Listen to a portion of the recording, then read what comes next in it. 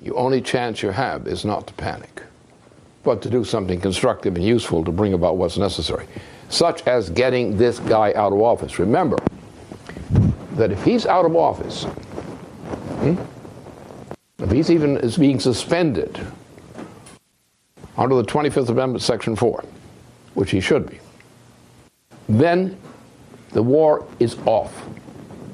And because if the United States is not in the war as the factor, then the British and the others could not possibly carry it off, except as a suicide act. Without control of the thermonuclear and related weaponry of the United States, it would be impossible for them to pull off this war. They might try it as ultimate pure insanity, but the likelihood of their being able to succeed in pulling it off is very greatly reduced. Therefore, getting this guy out of the presidency, even under suspension, under the 25th Amendment, would mean an option for the survival of the United States and the people in it. And anyone who doesn't think that that's necessary is an idiot, and a dangerous idiot.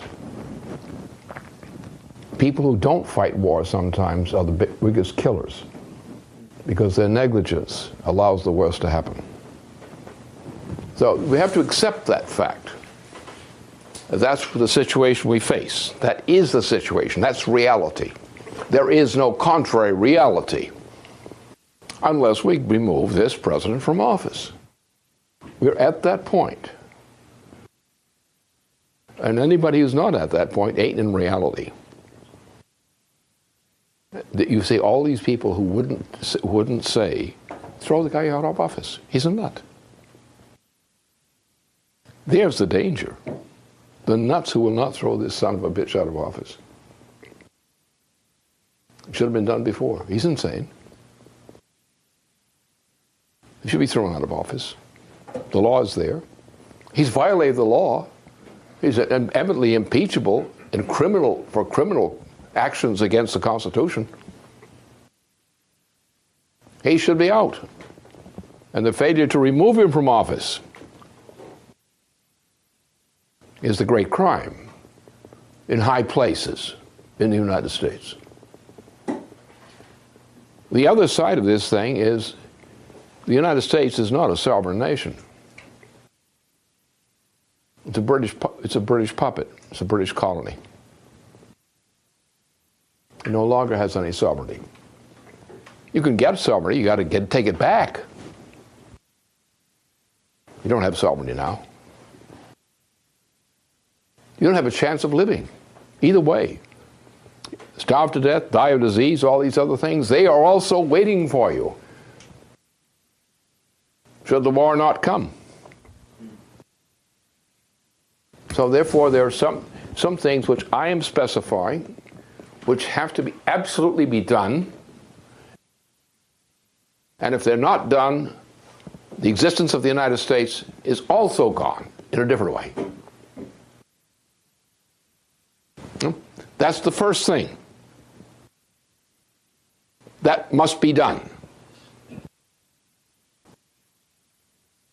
This has to be done. Glass-Steagall must go through in an emergency as an emergency decision. Without that, there's no chance of saving the United States. It has to happen. Now, that's not enough.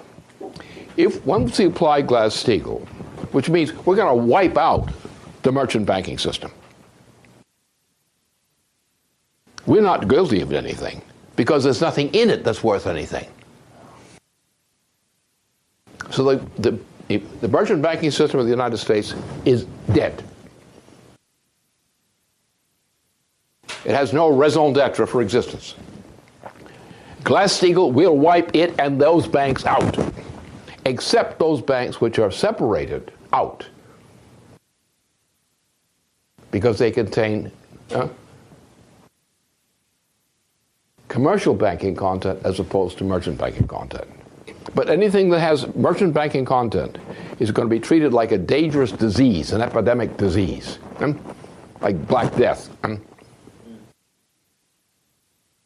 And you're going to put that into sanitation.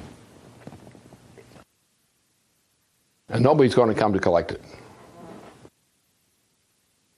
They're not going to save it. It's dead. But that money is already dead. The debt of the transatlantic community of nations is dead. It could never be paid, even in significant part. What they're doing is they're holding back, by these various mechanisms, they're holding back the debt from coming as a flood into the economy.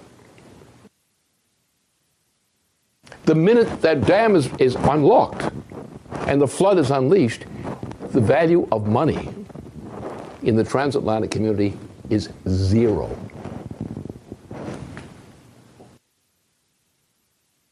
Don't try to cash it.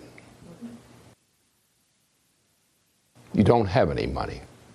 You don't have any money now. You have a myth that there's money. And the only reason you have that is because they're running a blockade to prevent the unlocking of the dam. If you unlock the dam of the money out there, as with claims, it instantly wipe out the entire system.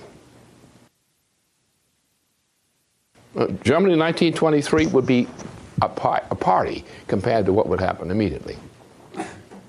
So therefore, we must immediately eliminate the merchant banking element in not only the United States, but also in Europe and other places. We're going to wipe it out. Otherwise, you're not going to save mankind. Now, therefore, we want to reduce this. The fact that these banks go under and disappear, which is only on a larger scale than what happened back in 1933. That money is gone. Those banks are gone. They are the walking dead. And they have to be carried now because they can't walk anymore. Nobody dares let them walk. The minute they should, it's over. So therefore, we must eliminate that money by Glass-Steagall, which will do that, but specifically under the Franken-Roosevelt version of Glass-Steagall. No modifications. Exactly that, because it's got to be predictable. And that's a predictable effect operation. Cancel it. So what? You can't say people are going to lose their money. They've already lost their ass, which is more precious to them than money. Or anything else. So therefore, we have a very small margin of saved money in a saved commercial banking system. Unfortunately, that volume of credit so represented is not adequate to sustain the U.S. economy even at the present level. Because what's being done now is largely fictitious support, fictitious debt. So therefore, we have another step we have to take. And that's where the difficulty is going to arise. The first difficulty is the hurdle is people, but we're going to lose our money. You can't take our money away from us. Well, you haven't got any money, you damn fool. It's paper money. It's worthless. And worthless money is not to be considered money. Paper money of the worst type, toilet paper money. There is no money. As of now, there is no money. There is no chance that you survive. If you don't do what I'm telling you we have to do, you're not going to have anything. This system is finished. So there's certain things that cannot be debated. You either do them or you go to hell. And I'm not to blame. You are. If you don't do it. So what we tried first is save the structure of the system. Eliminate the unwanted structures that are the poison.